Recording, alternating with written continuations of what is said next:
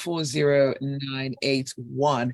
And you can also tweet at Smooth981. We're streaming live as well. And just search for Smooth981 on YouTube and you can catch the live stream. Good morning, Rotus. Hey, good morning, Zibby. Good morning to all our listeners and viewers out there. Good to be with you all again. Indeed. All right, so let's get straight into the show this morning. Again, 0809 444 981. Now, there's some information coming through about Ecobank seeking FBN holdings. Okay, you know what? I'm going to let you explain that. Yeah, so the big news last week was that Otudeko, who is the former chair of First Bank Nigeria Holdings, FBNH, he purchased about 4.7 billion shares through a company affiliated with him called Barbican Capital Limited. I think the cost was about 87 billion or so. And the history here is that he was the former chair of First Bank, but he was removed by the central bank because, frankly, the bank wasn't being run properly. So after he was taken, this was like 2019 or so, there was, of course, a tussle for the shares, control of the bank. Billionaire Femi Otedola emerged as the, largest single shareholder of the bank. Since then, all other major shareholders include Hassan Otukale, Mike Adenuga, and some other individuals. So, Otudeko is out of the picture. And then, as you know, the central bank governor was removed. That's Godwin Emefiele. Of course, there's been another, person who's been, Mr. Shonubu, who's been, in that role since Emefiele was removed, but there's been a void, and it looks like Otudeko is trying to make a comeback within the bank by making this purchase of these shares, which would take his total shareholdings to about 13% or so. But we understand that it's with what's been going on, that he already had these shares, he just didn't disclose them. And so him coming out now, making this move, has exposed him to the fact that he still has a debt with Ecobank.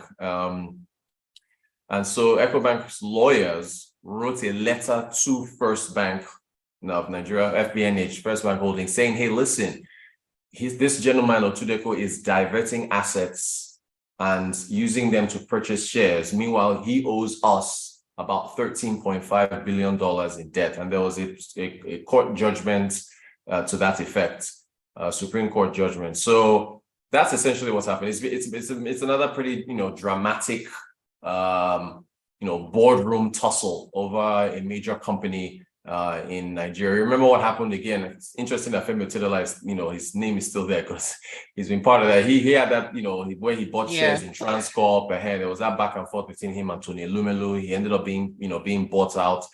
But it's interesting. I mean, where Otedola is involved, the share price of these companies, tend to climb. So if you think about where First Bank was when Otedola and Hassan Otukale were going back and forth, I think it was about 6 naira or so, and now the share price now is well over that this period as far as where it closed on Friday. So essentially, that's what I think First Bank shares are up 20% so far this year. Yeah, so they're about 22 naira 30 kobo is where they closed yesterday. So in fact now. Now up at about 80% so far now, they're year to date. So it's a real huge climb in value for First Bank, but there's been a lot of interest now, of course, because of all the buying activity. Anyway, that's the boardroom drama that we're seeing now. We also understand that there's some form of alliance between the existing shareholders where they're going to form a block and try to prevent Otudeko from, trying to get any influence on the bank. We also understand the CBN is also possibly looking at this share acquisition. So it's brought a lot of attention. And some are questioning why he would bring all this attention to himself, considering that's Otudeko, considering the issues with the central bank, considering the issues with Ecobank. But Zibby, that's where we are. That is where All we are. right. Okay, so Rotus, let's move on to matters of revenue. Now, we understand the federal government is planning to integrate NIMASA, FIRS, and other revenue collecting agencies. Are they collapsing them? They are not collapsing them as far as what we understand. So NIMASA is the Nigerian Maritime Administration and Safety Agency. FIRS is the Federal Inland Revenue Service, and then you've got other revenue collecting agencies. So Zaccheaus Adediji, special advisor to the president on revenue, was on, I think it was had an interview yesterday on TV, and he was talking about the revenue issues that the country is facing. And so what he's saying is that they're not collapsing the agencies, but they want to use technology and data to have a transparent view of all the money that these agencies are bringing in. Per the Constitution, we have the Federation accounts, which of course is where revenue is supposed to be in. The Federation account where revenues go in. And between NNPC, FIRS, all these agencies, there's customs and so on and so forth. That's where all the revenue is going in. So he's saying that they will not collapse the agencies, but they just want to get a singular platform that will allow the government to see all the money that is coming in from each of these agencies. So it's harmonization, essentially. What is that they're saying? They're just going to integrate all of the collecting agencies on that singular platform in order to, basically see how much is coming in. So, they're making a lot of moves on the revenue side. It was last week that President Tinubu put together a tax committee, and he appointed Taiwo Oyedele, who is the Africa tax leader partner for PricewaterhouseCoopers, PwC. So they're making a lot of moves on the revenue fronts in terms of from removing fuel subsidies to try to save revenue to trying to, the federal FIRS has now put together, they've gotten together with this market association to try to get their informal members, or rather members who are part of the informal sector, to get more VAT from them, then the tax committee, then this harmonization of the tax agency. So there's a big revenue drive on the president's part with respect to trying to put all this together. All right, let's move on to the mining sector. Now, we understand the Society for the Promotion of People's Rights, which is an NGO, by the way, is calling on the federal government and other stakeholders to support the artisanal and small-scale miners with grants that will enhance mining activities. Will this work? Well, it could work, but there's a lot of issues with the mining sector. In fact, the gentleman's name is Williams Osaze.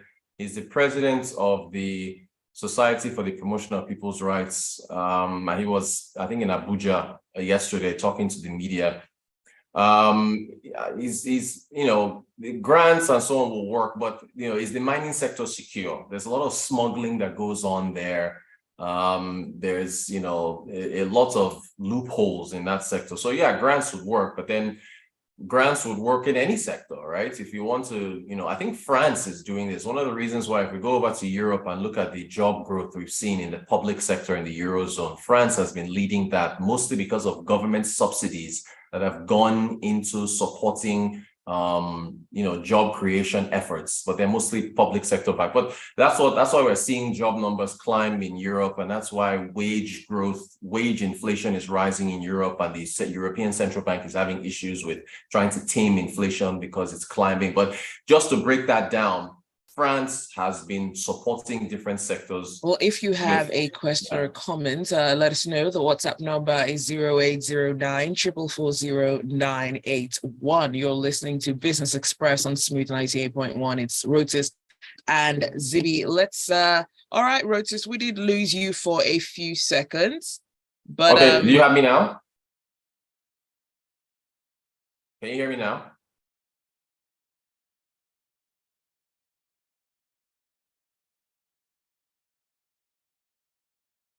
Comments.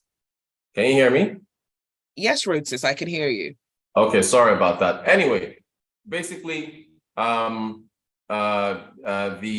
mining sector needs support, but so do all other sectors. And the mining sector has to sort out the smuggling issues and other loopholes. That's the gist of that. Okay, all right. Let's talk about the praise that Nigeria has received from the African Development Bank with regards to the unification of the exchange rate. Who exactly made these comments, though? Well, it was Akiume Additional, but it was one of his members of the board that was speaking on his behalf. That was praising the government. Basically, I mean, it's the same thing we've heard from other, multilateral agencies, World Bank, IMF, everybody else, saying that they've made a good move in trying to unify the rates, and that is going to bring in more, hopefully more foreign exchange into the country. I think it was Lamin Barrow, Director General of the Nigeria Country Department of the AFDB. So just saying that, it's a welcome move, pretty much. Okay, let's go on to the messages. This one is from Yinka. He says, I knew this was going to happen because if you were removed from the board over a certain brouhaha, why go back there again under another name? That could be traced back to you. Was he thinking he's Raymond Reddington? Because Red wouldn't do this, at least not this way. This message says, listen to Zach last night, and all I can say is Godspeed to the president and his revenue team, coupled with a thread by Taiwo explaining the moves to exempt certain salary bands from tax and also businesses under 25 million naira in revenue. But Rotus, if I may ask, how would you rate these moves on a scale of 0 to 10? Oh, an 8. These are solid moves. An 8, if not a 9. Solid moves. I support them all. All right. So still on FX though, did the rate of the parallel market close at 795 yesterday? And if so, what was the demand? Yeah. So demand pressure. The Naira still trying to find its level with the FX liberalization. It's summertime, possibly people traveling, getting ready to pay school fees for after summer. So that's pretty much it. But Naira is still trying to find its level. Okay. Are we closing in on perhaps 800 Naira? We're close, so we could be. I mean, as far as the parallel market is concerned, but we're still at the upper 700 levels for now. All right, message from Gilbert Musa. He says, on earning revenue from the mining sector, first things first, we have to carry out environment impact assessment on the proposed mining areas and ensure adequate laws work to provide the oily chaos that occurred in the Niger Delta area. Agreed. Very much agreed. Well, that's all the time that we have for Business Express. Thanks for your messages. Thanks for listening. And thank you, Rotus, for joining us. All right. Thanks, Zibby. See you guys tomorrow. Do stay with us. There is a lot more to come on the Smooth Breakfast.